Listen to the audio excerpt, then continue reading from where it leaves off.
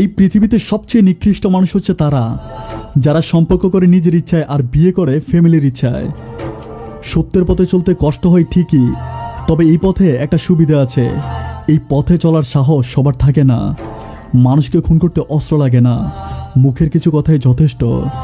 নিজের সৌন্দর্য আর যোগ্যতা নিয়ে কখনো গর্ব করবেন না, কারণ এই পৃথিবীতে সব কিছুই পরিবর্তনশীল। আরে মনে রাখবেন, রাজাকেও মাটিতে পা ফেলতে হয়।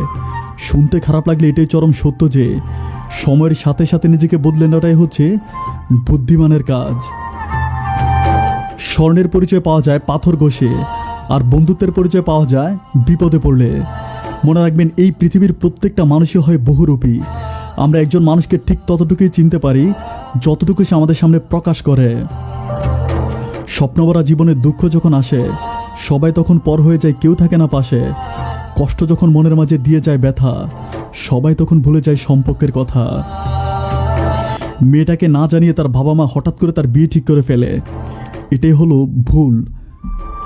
আর যখন তারা মেয়েটার কাছে এসে বলে, সামনের শুক্রবার আমার বন্ধুর ছেলের সাথে তোমার বিয়ের ডেট ফিক্সড করেছি, মেয়েটা তখন অশ্রু সিগ্ধ চোখে তার মায়ের মুখের দিকে তাকিয়ে বলে, তোমরা আমাকে এই জীবনটা দিয়েছ, তোমাদের জন্য আমি এই পৃথিবীর মুখটা দেখেছি, সুতরাং তোমরা চাইলে যে কোনো সময় আমার জীবনটা নিয়ে যেতে পারো, কিন্তু আমার ভালোবাসাকে চিনিয়ে নেওয়ার অধিকার তোমাদের নেই।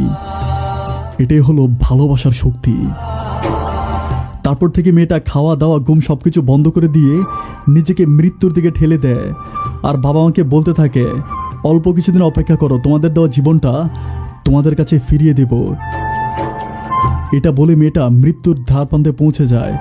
মেয়েটার এমন করুণ পরিণতি দেখে তার বাবা মা নিজ থেকেই ছেলেটাকে খুঁজে বের করে এবং বাসায় ডেকে নিয়ে এসে মেয়েটার সাথে ছেলেটার বিয়ে দিয়ে দেয়। এটাই হলো ভালোবাসার জয়। আজ কান খুলে শুনে রাখো দুনিয়াবাসী, ফ্যামিলির অজুহাতে সম্পর্কগুলো নষ্ট হয়, কিন্তু সালা ফ্যামিলির কারণে নয়।